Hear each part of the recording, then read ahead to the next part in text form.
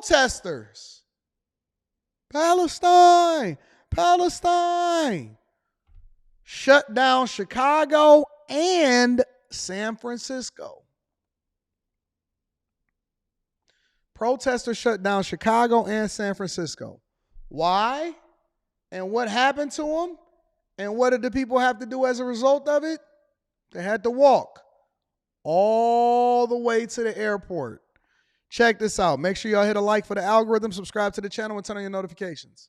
Across the country today, pro-Palestinian protesters blocked traffic, calling for an end to military action in Gaza. They shut down the Golden Gate Bridge in San Francisco and stopped vehicles from getting to O'Hare this morning. The demonstration forced a lot of people to miss their flights, while others just got out and walked. Patrick Fazio has that story for us from O'Hare. Protesters brought traffic to a standstill on I-190 getting into O'Hare during the morning rush. They got a right to protest, but they shouldn't have a right to shut down a whole airport like this. Passengers abandoned their taxis or ride shares and walked to the airport, dragging their suitcases to try to catch their flights. My Uber driver just dropped me off at that corner. I'm going to walk, catch the tram in. Other passengers diverted to the O'Hare Transit and rental car facility to catch the tram to the terminals. I got 3 minutes to make my flight. 3 minutes to make your flight? I'm going to miss my flight, yeah. You're missing your flight? I've missed it. Not only did passengers miss their flights, the protesters also impacted those landing at O'Hare who missed their rides to meetings and appointments. It's a cluster, to be honest with you. Yeah. I'm not missing my flight I got in, but I'm missing appointments. OEMC, Chicago's Office of Emergency Management and Communications, sent out an alert this morning about taking the blue line to avoid traffic from the protest. But it was too late for some. It's wrong. I hope the protesters are put in jail. I mean, it's the cause is maybe right. You know, on one side, there's two sides to every situation, but it's not the way to do it. They're not gaining any fans. I think Chicago Police Department failed. They should have anticipated this. They should have known about it in advance. What are they doing? OEMC says officers cleared the protest around 9:30 this morning, and then it took about an hour or so for traffic to clear and get back to normal.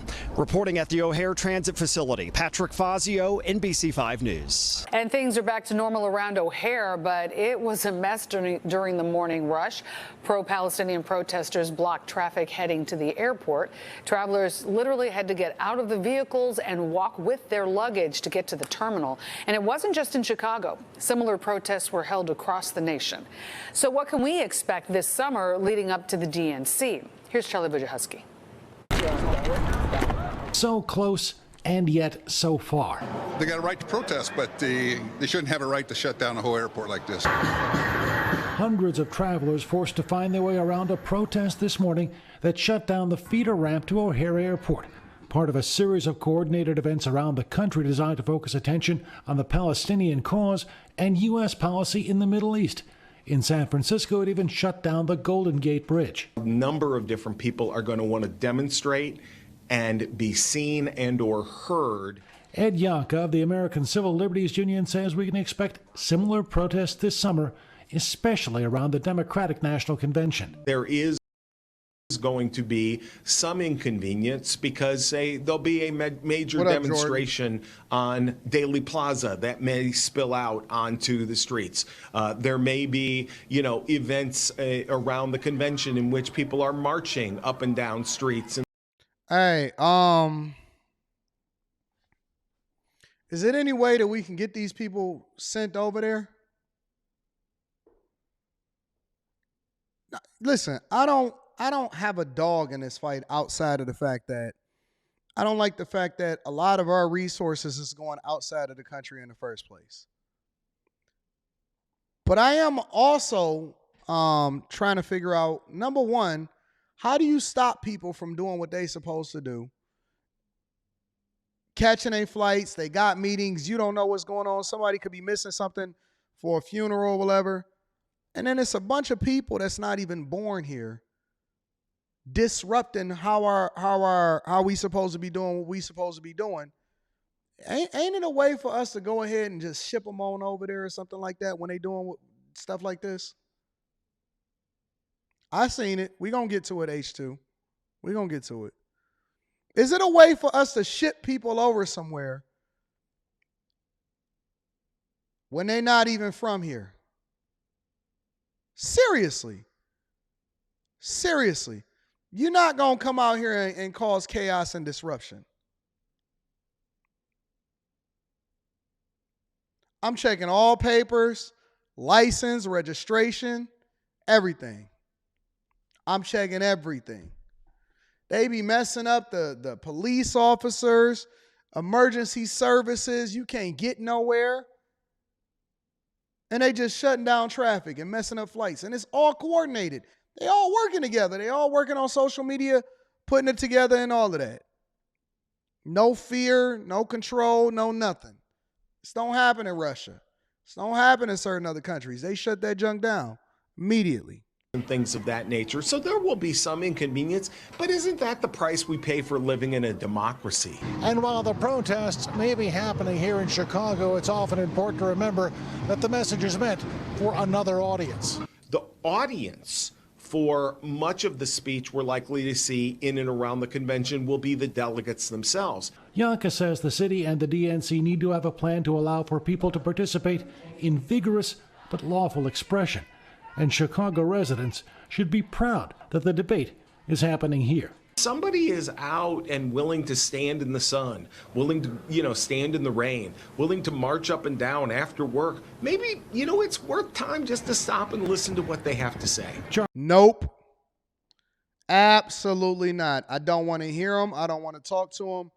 When I went over to D.C., as a matter of fact, the main protest that I thought that I had seen in person, the first protests that I had seen in mass, and I had pulled out my drones and I had reported on it and I recorded it, and I think that I put some of the footage on the Anton Daniels channel, was during Black Lives Matters. And I was looking at them, and when I went out there and I seen those protests, I was so weirded out because the first thing that I was thinking to myself was, this don't even make sense. You telling me that businesses can't open here in Michigan?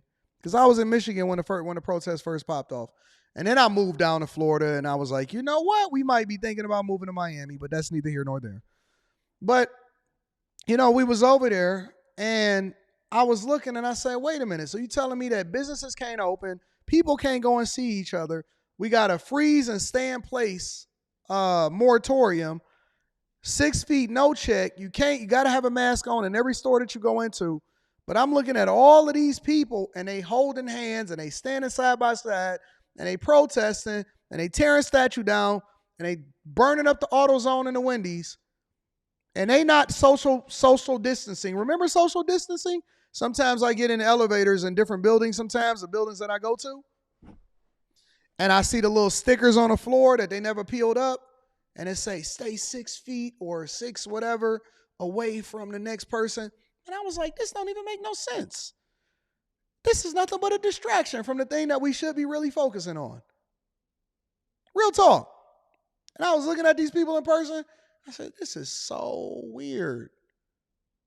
So weird. It's just crazy. He's Alejandro Guzman is joining us live from the airport. Ali, do we know if any of these situations caused flight delays? According to, airport officials, no. In fact, airlines say they saw no major impacts to their operations. And in fact, at this hour, there's hardly any delays in getting to and from the airport at this hour. Not even a single line at this hour, in fact. But there are some residual frustrations from today's demonstration.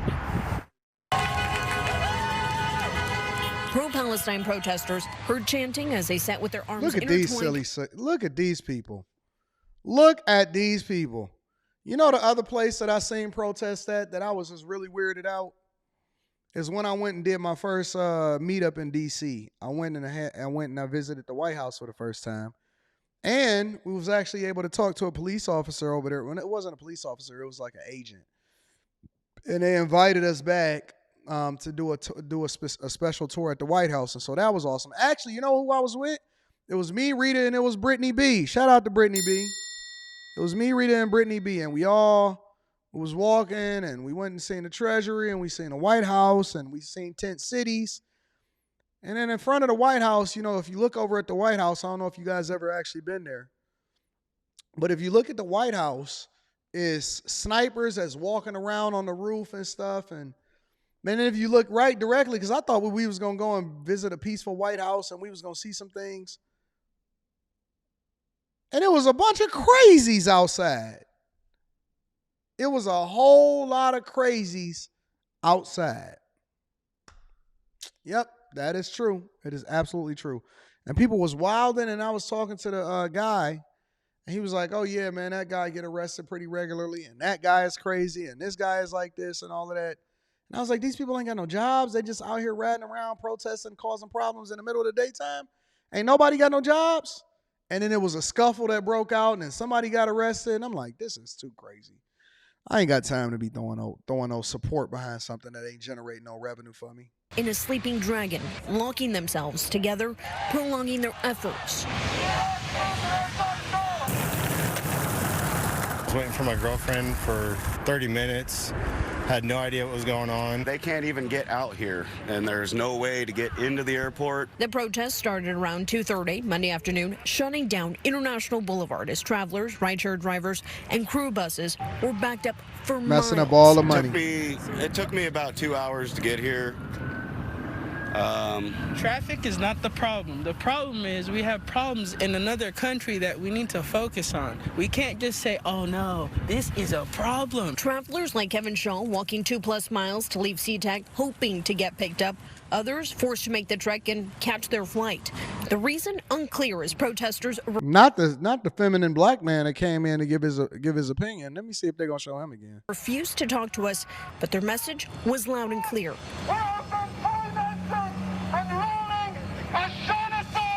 A huge banner sprawled across the road saying, our taxes are funding genocide, specifically on tax day. Protesters have been calling for a ceasefire in the Israel-Hamas war for months now, after the invasion of Israel in October of 2023. A divisive issue across the world we saw playing out as the protests continued. So how does this solve? It doesn't solve nothing. It doesn't solve nothing. So then but they can get off the road and let... Mission accomplished. It took police a little more than 3 hours to get protesters off the street and reopen the road. Because you're just disrupting normal people's lives, and this doesn't solve anything. The impacts are still being assessed by airport officials and airlines.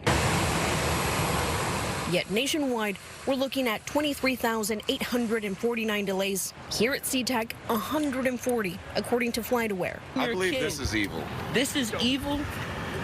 Thank you, sir. You know, it was great having a conversation with you. Your right to protest.